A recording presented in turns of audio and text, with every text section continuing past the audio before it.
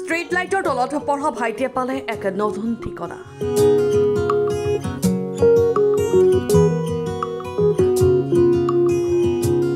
চহৰৰ মাজৰ এখন আগশাৰীৰ বিদ্যালয়ত পঢ়িব ভাইটি দলে।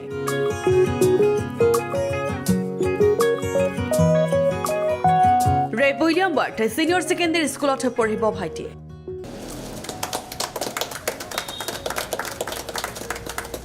লখিমপুৰ টুডেত ভাইটিৰ জীৱন সংগ্ৰামৰ বাতৰি প্ৰচাৰ হোৱাৰ পাছতে ভাইটিৰ আৰম্ভ হৈছিল নতুন জীৱন। লখিমপুৰৰ সম্প্ৰচাৰ হোৱাৰ পিছত তোমাৰ কেনেকুৱা ধৰণৰ সহায় পালা, তোমাৰ জীৱনটো কেনেকুৱা ধৰণৰ সলনি হ'ল? এতিয়া মোক এডমিশ্যনলৈকে ফ্ৰী, গোটেই 2 বছৰটো ফ্ৰীকেই পঢ়াম বুলি কৈছে ছাৰহঁতে। এইটো ৰে উইলিয়াম ৱাৰ্ড ছিনিয়ৰ ছেকেণ্ডাৰী স্কুলৰ পৰা। মোক DMPK ফালৰ পৰা বহুতে আদৰণি জনাইছে, ৰাইজেও কৰিছে। মোক কালি বগলীজানৰ পৰাও ফোন কৰিছে। বহুতো মানুহে ফোন কৰি পিনি মোক ধন্যবাদ জ্ঞাপন কৰিছে। ধন্যবাদ জ্ঞাপন কৰাৰ লগতে আৰ্থিক টকা পইচা এনেকৈ পাছবুকত সুবিধাও উঠিয়াইছে। ষ্ট্ৰীট লাইটৰ তলত পঢ়ি মেট্ৰিকত 5টাকৈ বিষয়ত লেটাৰ পোৱা ভাইটিক পঢ়ুৱাব বিশিষ্ট ব্যৱসায়ী লক্ষী চুতীয়াই। ভাইটিৰ কাপোৰৰ পৰা খাদ্য, বহী, কিতাপলৈকে সকলোৰে দায়িত্ব ল'লে লক্ষী চুতীয়াই। আমাৰ চেয়াৰমেন লক্ষী চুতীয়া ডাঙৰীয়া, তেখেত বৰ্তমান ইয়াত নাই। তেখেতে গুৱাহাটীৰ পৰা মোক ফোন কৰিলে যে নিউজ এটা ওলাইছে, তুমি চোৱা। নিউজটো চোৱাৰ পিছত দুইজনে আলোচনা কৰি মই যোৱা দেওবাৰে তেওঁক বিচাৰি তেওঁৰ ঘৰলৈ গ'লোঁ। তেওঁৰ ঘৰৰ পৰিৱেশ চালোঁ। অলৰেডি গোটেই পৰিৱেশবিলাক গম পাইছে ৰাইজে কেনেকুৱা এটা পৰিৱেশত সি আজি ৰিজাল্ট কৰিলে। ৰে উইলিয়াম ৱাৰ্ড ছিনিয়ৰ স্কুলৰ চেয়াৰমেন লক্ষী চুতীয়াই কৰি দিছে ভাইটিৰ উচ্চ মাধ্যমিকত পঢ়া সকলো সুবিধা। তাৰপিছত মই কলেজৰ বিষয়ে ক'লোঁ।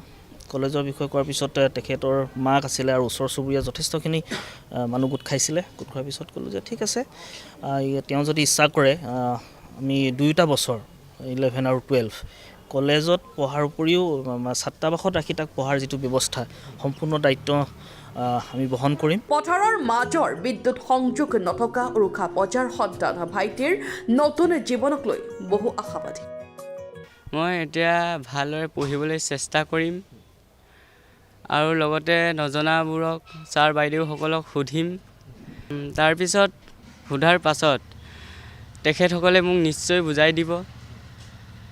সেইকাৰণে তেনেকৈয়ে আগবাঢ়িম বুলি ভাবিছোঁ। ৰে উইলিয়াম স্কুলখন বাছি লোৱাৰ কাৰণ হ'ল ইয়াত ছায়েন্সৰ ষ্ট্ৰীম শিকোৱাটো বহুত ভাল। কাৰণ এইখন স্কুলৰ পৰাই বহুতো ছাত্ৰ ছাত্ৰীয়ে জিমেইন, নীট তাৰপিছত এনেকৈ পাছ কৰি থৈ গৈছে। কিছুমান ইয়াত ডিষ্ট্ৰিক্ট টপাৰো আছে। তেওঁলোকে কোনো এক্সট্ৰা টিউশ্যন কৰা নাই বা এক্সট্ৰা কোচিং কৰা নাই, মই গম পাইছোঁ। ছাৰ বাইদেউসকলেও কৈছে। তাৰপিছত বহুতো ৰাইজেও মোক তেনেকৈ জনাইছে।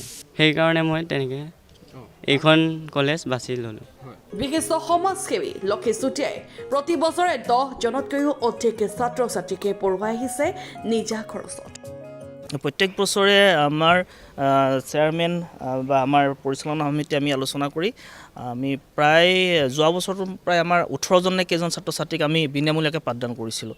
আৰু এই বছৰো ভাইটি দলেক ধৰি এতিয়ালৈকে আমি সম্পূৰ্ণ খৰচ বহন কৰা 5জন ছাত্ৰ ছাত্ৰী, সম্পূৰ্ণ 2 বছৰ এওঁলোকক থকা, খোৱা, পিন্ধা, উৰা, কিতাপ পত্ৰ সম্পূৰ্ণ দায়িত্ব আমাৰ। Bureau report, Lakhimpur today.